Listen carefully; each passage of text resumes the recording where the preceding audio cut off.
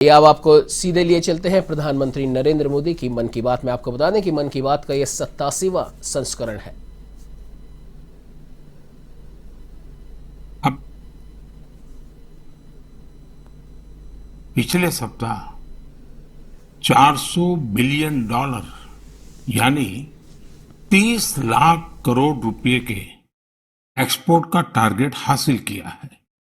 पहली बार सुनने में लगता है कि ये अर्थव्यवस्था से जुड़ी बात है, लेकिन ये अर्थव्यवस्था से भी ज्यादा भारत के सामर्थ्य, भारत के पोटेंशियल से जुड़ी बात है। एक समय में भारत से एक्सपोर्ट का आंकड़ा कभी 100 बिलियन, कभी 150 बिलियन, कभी 200 बिलियन तक हुआ करता था। अब आज भारत 400 बिलियन डॉलर पर पहुंच गया है। इसका एक मतलब ये कि दुनिया भर में भारत में बनी चीजों की डिमांड बढ़ रही है। दूसरा मतलब ये कि भारत की सप्लाई चेन दिनों दिन और मजबूत हो रही है। और इसका एक बहुत बड़ा संदेश भी है। देश विराट कदम तब उठाता है जब सपनों से बड़े संकल्प होते हैं, जब संकल्पों के लिए दिन रात ईमानदारी से प्रयास होता है, तो वो संकल्प सिद्ध भी होते हैं। और आप देखिए, किसी व्यक्ति के जीवन में भी तो ऐसा ही होता है। जब किसी के संकल्प, उसके प्रयास, उसके सपनों से भी बड़े हो जाते हैं, तो सफलता उसके पास खुद चल करके आती है। साथियों, देश के कोने कोने से नए नए प्रोडक्ट जब विदेश जा रहे हैं, असम के हैलाकांडी के लेदर प्रोडक्ट हो या उस्मानाबाद के हैंडलूम प्रोडक्ट, बीजापुर की फल सब्जियां हो और चंदौली का ब्लैक राइस, सबका एक्सपोर्ट बढ़ रहा है। अब आपको लद्दाख की विश्व प्रसिद्ध एप्रिकॉट दुबई में भी मिलेगी और सऊदी अरब में तमिलनाडु से भेजे गए केले मिलेंगे।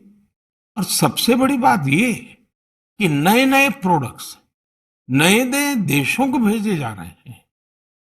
जैसे हिमाचल, उत्तराखंड में पैदा हुए मिलेट्स, मोटे अनाज की पहली खेप डेनमार्क को निर्यात की गई।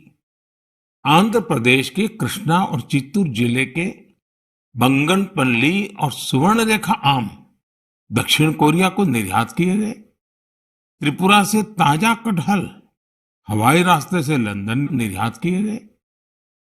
और तो और, पहली बार नागालैंड की राजा मिर्च को लंदन भेजा गया।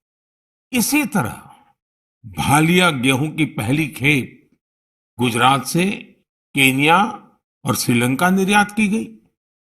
यानी अब आप दूसरे देशों में जाएंगे तो मेड इन इंडिया प्रोडक्ट्स पहले की तुलना में कहीं ज्यादा नजर आएंगे। साथियों, यह लिस्ट बहुत लंबी है और जितनी लंबी ये लिस्ट है, उतनी ही बड़ी मेक इन इंडिया की ताकत है, उतना ही विराट भारत का सामर्थ्य है। और सामर्थ्य का आधार है हमारे किसान, हमारे कारीगर, हमारे बुनकर, हमारे इंजीनियर, हमारे लघु उद्यमी, हमारा एमएसएमई सेक्टर, ढेर सारे अलग अलग प्रोफेशन के लोग, ये सब इसकी सच्ची ताकत है। इनकी मेहनत से ही 400 बिलियन डॉलर के एक्सपोर्ट का लक्ष्य प्राप्त हो सका है। और मुझे खुशी है कि भारत के लोगों का इस सामर्थ्य अब दुनिया के कोने कोने में नए बाजारों में पहुंच रहा है। जब एक एक भारतवासी लोकल के लिए वोकल होता है, तब लोकल को ग्लोबल होते देर नहीं लगती है। आइए लोकल को ग्लोबल बनाएं और हमारे उत्पादों की प्रतिष्ठा को और बढ़ाएं। साथियों, मन की बात के श्रोताओं को ये जानकर भी अच्छा लगेगा कि घरेलू स्तर पर भी हमारे लघु उद्यमियों की सफलता हमें गर्व से भरने वाली है। आज हमारे लघु उद्यमी सरकारी खरीद में गवर्नमेंट ई मार्केट प्लेस यानी जेम के माध्यम से बड़ी भागीदारी निभा रहे हैं। टेक्नोलॉजी के माध्यम से बहुत ही ट्रांसपेरेंट व्यवस्था विकसित की गई है। पिछले 1 साल में जेम पोर्टल के जरिए सरकार ने 1 लाख करोड़ रुपए से ज्यादा की चीजें खरीदी है। देश के कोने कोने से करीब करीब 1.25 लाख लघु उद्यमियों, छोटे दुकानदारों ने अपना सामान सरकार को सीधे बेचा है। एक जमाना था जब बड़ी कंपनियां ही सरकार को सामान बेच पाती थी, लेकिन अब देश बदल रहा है, पुरानी व्यवस्थाएं भी बदल रही है। अब छोटे से छोटा दुकानदार भी जेम पोर्टल पर सरकार को अपना सामान बेच सकता है। यही तो नया भारत है। ये न केवल बड़े सपने देखता है, बल्कि उस लक्ष्य तक पहुंचने का साहस भी दिखाता है जहां पहले कोई नहीं पहुंचा है। इसी साहस के दम पर हम सभी भारतीय मिलकर आत्मनिर्भर भारत का सपना भी जरूर पूरा करेंगे। मेरे प्यारे देशवासियों, हाल ही में हुए पद्म सम्मान समारोह में आपने बाबा शिवानंद जी को जरूर देखा होगा। 126 साल के बुजुर्ग की फुर्ती देखकर मेरी तरह हर कोई हैरान हो गया होगा। और मैंने देखा, पलक झपकते ही वो नंदी मुद्रा में प्रणाम करने लगे। मैंने भी बाबा शिवानंद जी को झुककर बार बार प्रणाम किया। 126 वर्ष की आयु और बाबा शिवानंद की फिटनेस दोनों आज देश में चर्चा का विषय है। मैंने सोशल मीडिया पर कई लोगों का कमेंट देखा कि बाबा शिवानंद अपनी उम्र से 4 गुना कम आयु से भी ज्यादा फिट है। वाकई बाबा शिवानंद का जीवन हम सभी को प्रेरित करने वाला है। मैं उनकी दीर्घ आयु की कामना करता हूं। उनमें योग के प्रति एक पैशन है और वे बहुत हेल्दी लाइफस्टाइल जीते हैं। जीवेम शरदः शतम। हमारी संस्कृति में सबको 100 वर्ष के स्वस्थ जीवन की शुभकामनाएं दी जाती हैं। हम 7 अप्रैल को विश्व स्वास्थ्य दिवस मनाएंगे। आज पूरे विश्व में हेल्थ को लेकर भारतीय चिंतन, चाहे वो योग हो या आयुर्वेद, इसके प्रति रुझान बढ़ता जा रहा है। अभी आपने देखा होगा कि पिछले ही सप्ताह कतर में एक योग कार्यक्रम का आयोजन किया गया। इसमें 114 देशों के नागरिकों ने हिस्सा लेकर एक नया वर्ल्ड रिकॉर्ड बना दिया। इसी तरह से आयुष इंडस्ट्री का बाजार भी लगातार बड़ा हो रहा है। 6 साल पहले आयुर्वेद से जुड़ी दवाइयों का बाजार 22,000 करोड़ रुपए के आसपास का था। आज आयुष मैन्युफैक्चरिंग इंडस्ट्री 1,40,000 करोड़ रुपए के आसपास पहुंच रही है। यानी इस क्षेत्र में संभावनाएं लगातार बढ़ रही हैं। स्टार्टअप वर्ल्ड में भी आयुष आकर्षण का विषय बनता जा रहा है। साथियों, हेल्थ सेक्टर के दूसरे स्टार्टअप्स पर तो मैं पहले भी कई बार बात कर चुका हूं, लेकिन इस बार आयुष स्टार्टअप्स पर आपसे विशेष तौर पर बात करूंगा। एक स्टार्टअप है कपिवा। इसके नाम में ही इसका मतलब छिपा है। इसमें क का मतलब है कफ, पी का मतलब है पित्त और वा का मतलब है वात। यह स्टार्टअप हमारी परंपराओं के मुताबिक हेल्दी ईटिंग हैबिट्स पर आधारित है। एक और स्टार्टअप निरोग स्ट्रीट भी है। आयुर्वेद हेल्थ केयर इकोसिस्टम में एक अनूठा कंसेप्ट है। इसका टेक्नोलॉजी ड्रिवन प्लेटफॉर्म दुनिया भर के आयुर्वेदा डॉक्टर्स को सीधे लोगों से जोड़ता है। 50,000 से अधिक प्रैक्टिशनर्स इससे जुड़े हुए हैं। इसी तरह आत्रे इनोवेशंस एक हेल्थ केयर टेक्नोलॉजी स्टार्टअप है जो होलिस्टिक वेलनेस के क्षेत्र में काम कर रहा है।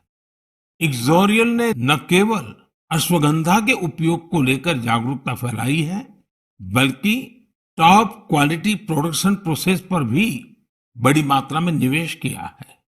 क्योर वेदा ने जड़ी बूटियों के आधुनिक शोध और पारंपरिक ज्ञान के संगम से होलिस्टिक लाइफ के लिए डाइटरी सप्लीमेंट्स का निर्माण किया है। साथियों, अभी तो मैंने कुछ ही नाम गिनाए हैं, ये लिस्ट बहुत लंबी है। ये भारत के युवा उद्यमियों और भारत में बन रही नई संभावनाओं का प्रतीक है। मेरा हेल्थ सेक्टर के स्टार्टअप्स और विशेषकर आयुष स्टार्टअप से एक आग्रह भी है। आप ऑनलाइन जो भी पोर्टल बनाते हैं, जो भी कंटेंट क्रिएट करते हैं, वो संयुक्त राष्ट्र द्वारा मान्यता प्राप्त सभी भाषाओं में भी बनाने का प्रयास करें। दुनिया में बहुत सारे ऐसे देश हैं जहां अंग्रेजी न इतनी बोली जाती है और ना ही इतनी समझी जाती है। ऐसे देशों को भी ध्यान में रखकर अपनी जानकारी का प्रचार प्रसार करें। मुझे विश्वास है भारत के आयुष स्टार्टअप्स बेहतर क्वालिटी के प्रोडक्ट्स के साथ जल्द ही दुनिया भर में छा जाएंगे। साथियों, स्वास्थ्य का सीधा संबंध स्वच्छता से भी जुड़ा है। मन की बात में हम हमेशा स्वच्छता के आग्रहियों के प्रयासों को जरूर बताते हैं। ऐसे ही एक स्वच्छाग्रही हैं चंद्रकिशोर पाटिल जी। ये महाराष्ट्र में नासिक में रहते हैं। चंद्रकिशोर जी का स्वच्छता को लेकर संकल्प बहुत गहरा है। वो गोदावरी नदी के पास खड़े रहते हैं और लोगों को लगातार नदी में कूड़ा कचरा न फेंकने के लिए प्रेरित करते हैं। उन्हें कोई ऐसा करता दिखता है तो तुरंत उसे मना करते हैं। इस काम में चंद्रकिशोर जी अपना काफी समय खर्च करते हैं। शाम तक उनके पास ऐसी चीजों का ढेर लग जाता है जो लोग नदी में फेंकने के लिए लाए होते हैं। चंद्रकिशोर जी का ये प्रयास जागरूकता भी बढ़ाता है और प्रेरणा भी देता है। इसी तरह एक और स्वच्छाग्रही है ओडिशा में पुरी के राहुल महाराणा। राहुल हर रविवार को सुबह सुबह पुरी में तीर्थ स्थलों के पास जाते हैं और वहां प्लास्टिक कचरा साफ करते हैं। वो अब तक सैकड़ों किलो प्लास्टिक कचरा और गंदगी साफ कर चुके हैं। पुरी के राहुल हो या नासिक के चंद्रकिशोर, ये हम सबको बहुत कुछ सिखाते हैं। नागरिक के तौर पर हम अपने कर्तव्यों को निभाएं, चाहे स्वच्छता हो, पोषण हो या फिर टीकाकरण। इन सारे प्रयासों से भी स्वस्थ रहने में मदद मिलती है। मेरे प्यारे देशवासियों, आइए बात करते हैं केरला के मुपट्टम श्री नारायणन जी की। उन्होंने एक प्रोजेक्ट की शुरुआत की है जिसका नाम है pots for water of life. आप जब इस प्रोजेक्ट के बारे में जानोगे तो सोचेंगे कि क्या कमाल का काम है। साथियों, मुपट्टम श्रीनारायण जी गर्मी के दौरान पशु पक्षियों को पानी की दिक्कत ना हो, इसके लिए मिट्टी के बर्तन बांटने का अभियान चला रहे हैं। गर्मियों में वो पशु पक्षियों की इस परेशानी को देखकर खुद भी परेशान हो उठते थे। फिर उन्होंने सोचा कि क्यों न वह खुद ही मिट्टी के बर्तन बांटने शुरू कर दें, ताकि दूसरों के पास उन बर्तनों में सिर्फ पानी भरने का ही काम रहे। आप हैरान रह जाएंगे कि नारायण जी द्वारा बांटे गए बर्तनों का आंकड़ा 1 लाख को पार करने जा रहा है। अपने अभियान में 1 लाखवां बर्तन वो गांधी जी द्वारा स्थापित साबरमती आश्रम में दान करेंगे। आज जब गर्मी के मौसम ने दस्तक दे दी है, तो नारायण जी का यह काम हम सबको जरूर प्रेरित करेगा और हम भी इस गर्मी में हमारे पशु पक्षी मित्रों के लिए पानी की व्यवस्था करेंगे। साथियों, मैं मन की बात के श्रोताओं से भी आग्रह करूंगा कि हम अपने संकल्पों को फिर से दोहराएं। पानी की एक एक बूंद बचाने के लिए हम जो भी कुछ कर सकते हैं वो हमें जरूर करना चाहिए। इसके अलावा पानी की रिसाइकलिंग पर भी हमें उतना ही जोर देते रहना है। घर में इस्तेमाल किया हो जो पानी गमलों में काम आ सकता है, गार्डनिंग में काम आ सकता है, वो जरूर दोबारा इस्तेमाल किया जाना चाहिए। थोड़े से प्रयास से आप अपने घर में ऐसी व्यवस्थाएं बना सकते हैं। रहीमदास जी सदियों पहले कुछ मकसद से ही कहकर गए हैं कि रहमन पानी राखिए, बिन पानी सब सुन। और पानी बचाने के इस काम में मुझे बच्चों से बहुत उम्मीद है। स्वच्छता को जैसे हमारे बच्चों ने आंदोलन बनाया, वैसे ही वो वाटर वॉरियर बनकर पानी बचाने में मदद कर सकते हैं। साथियों, हमारे देश में जल संरक्षण, जल स्रोतों की सुरक्षा सदियों से समाज के स्वभाव का हिस्सा रहा है। मुझे खुशी है कि देश में बहुत से लोगों ने वाटर कंजर्वेशन को लाइफ मिशन ही बना दिया है। जैसे चेन्नई के एक साथी हैं अरुण कृष्णमूर्ति जी। अरुण जी अपने इलाके में तालाबों और झीलों को साफ करने का अभियान चला रहे हैं। उन्होंने 150 से ज्यादा तालाबों, झीलों की साफ सफाई की जिम्मेदारी उठाई और उसे सफलता के साथ पूरा किया। इसी तरह महाराष्ट्र के एक साथी रोहन काले हैं। रोहन पैसे से एक एचआर प्रोफेशनल है।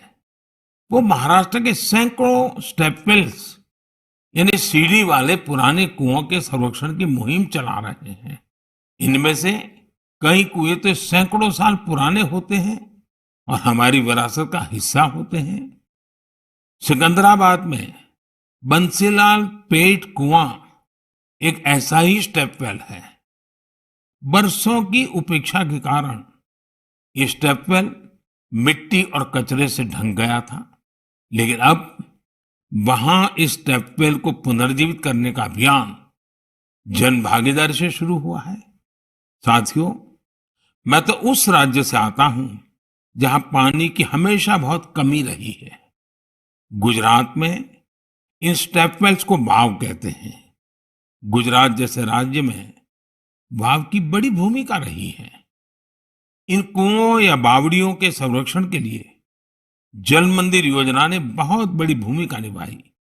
पूरे गुजरात में अनेकों बावड़ियों को पुनर्जीवित किया गया। इससे इन इलाकों में वाटर लेवल को बढ़ाने में भी काफी मदद मिली। ऐसे ही अभियान आप भी स्थानीय स्तर पर चला सकते हैं। चेकडैम बनाने हो, रेन वाटर हार्वेस्टिंग हो, इसमें इंडिविजुअल प्रयास भी अहम है और कलेक्टिव एफर्ट्स भी जरूरी है। जैसे आजादी के अमृत महोत्सव में हमारे देश के हर जिले में कम से कम 75 अमृत सरोवर बनाए जा सकते हैं। कुछ पुराने सरोवरों को सुधारा जा सकता है, कुछ नए सरोवर बनाए जा सकते हैं। मुझे विश्वास है आप इस दिशा में कुछ न कुछ प्रयास जरूर करेंगे। मेरे प्यारे देशवासियों, मन की बात उसकी एक खूबसूरती ये भी है कि मुझे आपके संदेश बहुत सी भाषाओं, बहुत सी बोलियों में मिलते हैं। कई लोग माई गॉव पर ऑडियो मैसेज भी भेजते हैं। भारत की संस्कृति, हमारी भाषाओं, हमारी बोलियां, हमारे रहन सहन, खान पान का विस्तार, ये सारी विविधताएं हमारी बहुत बड़ी ताकत है।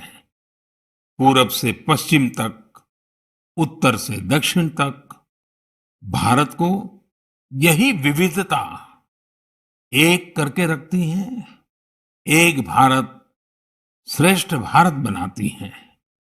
इसमें भी हमारे ऐतिहासिक स्थलों और पौराणिक कथाओं दोनों का बहुत योगदान होता है।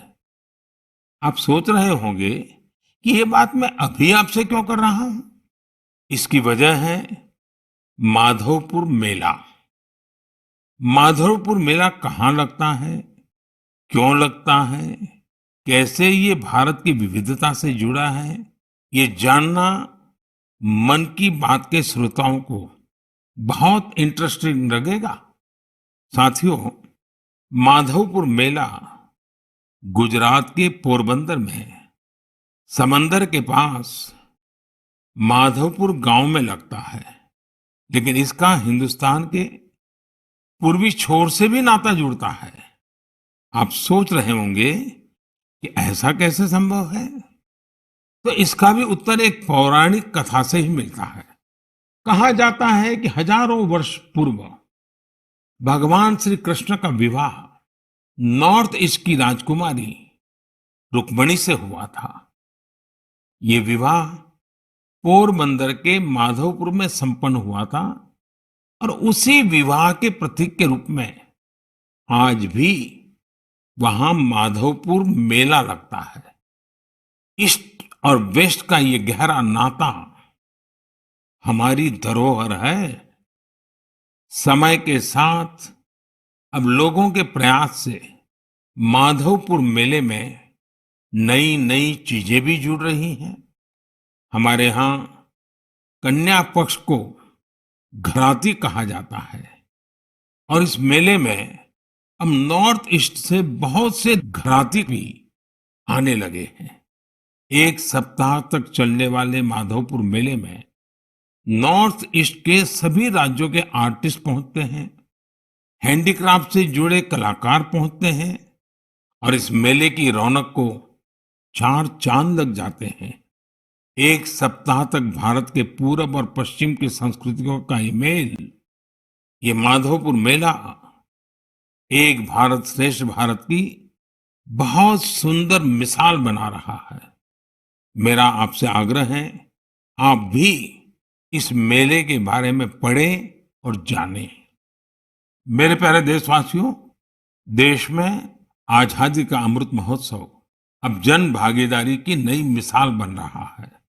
कुछ दिन पहले 23 मार्च को शहीद दिवस पर देश के अलग अलग कोने में अनेक समारोह हुए। देश ने अपनी आजादी के नायक नायिकाओं को याद किया, श्रद्धापूर्वक याद किया। इसी दिन मुझे कोलकाता के विक्टोरिया मेमोरियल में विप्लवी भारत गैलरी के लोकार्पण का भी अवसर मिला। भारत के वीर क्रांतिकारियों को श्रद्धांजलि देने के लिए यह अपने आप में बहुत ही अनूठी गैलरी है। यदि अवसर मिले तो आप इसे देखने जरूर जाइएगा।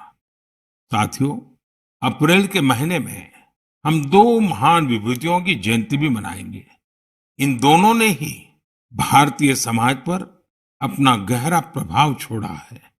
ये महान विभूतियां हैं महात्मा फुले और बाबा साहब आम्बेडकर। महात्मा फुले की जयंती 11 अप्रैल को है और बाबा साहब की जयंती हम 14 अप्रैल को मनाएंगे। इन दोनों ही महापुरुषों ने भेदभाव और असमानता के खिलाफ बड़ी लड़ाई लड़ी। महात्मा फुले ने उस दौर में बेटियों के लिए स्कूल खोले, कन्या शिशु हत्या के खिलाफ आवाज उठाई। उन्होंने जल संकट से मुक्ति दिलाने के लिए भी बड़े अभियान चलाए। साथियों, महात्मा फुले की इस चर्चा में सावित्रीबाई फुले जी का भी उल्लेख उतना ही जरूरी है। सावित्रीबाई फुले ने कई सामाजिक संस्थाओं के निर्माण में बड़ी भूमिका निभाई। एक शिक्षिका और एक समाज सुधारक के रूप में उन्होंने समाज को जागरूक भी किया और उसका हौसला भी बढ़ाया। दोनों ने साथ मिलकर सत्य शोधक समाज की स्थापना की, जन जन के सशक्तिकरण के प्रयास किए। हमें बाबा साहब आम्बेडकर के कार्यों में भी महात्मा फुले के प्रभाव साफ दिखाई देते हैं। वो कहते भी थे कि किसी भी समाज के विकास का आकलन उस समाज में महिलाओं की स्थिति को देखकर किया जा सकता है। महात्मा फुले, सावित्रीबाई फुले, बाबा साहब आम्बेडकर के जीवन से प्रेरणा लेते हुए मैं सभी माता, पिता और अभिभावकों से अनुरोध करता हूं कि वे बेटियों को जरूर पढ़ाएं। बेटियों का स्कूल में दाखिला बढ़ाने